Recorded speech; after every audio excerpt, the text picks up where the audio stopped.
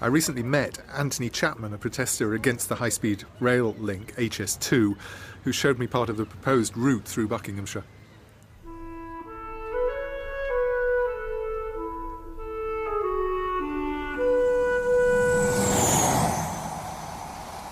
Well, we're right on the edge of the Chilterns, facing north into the Vale of Aylesbury.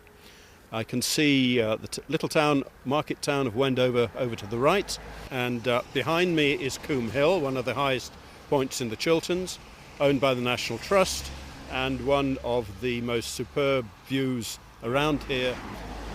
In front of me there is the railway station, next to it the two-lane bypass, and this side of it is where HS2 would go if and when it's built. Presumably you have your reasons for opposing it, and you think your reasons are reasonable.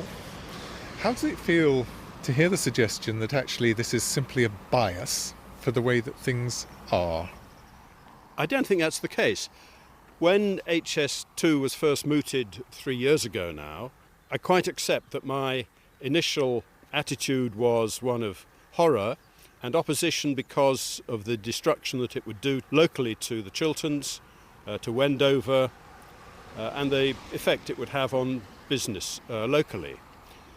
But then, as I and thousands of us up and down the line looked at it in more detail, we realised that the main arguments in favour just didn't hold water.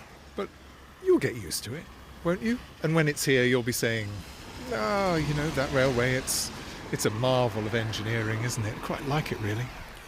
Well, I don't think so, because I can't see that it's going to be a thing of beauty. And of course it brings absolutely no benefit of any kind to us here, because there are literally no stops between London and Birmingham.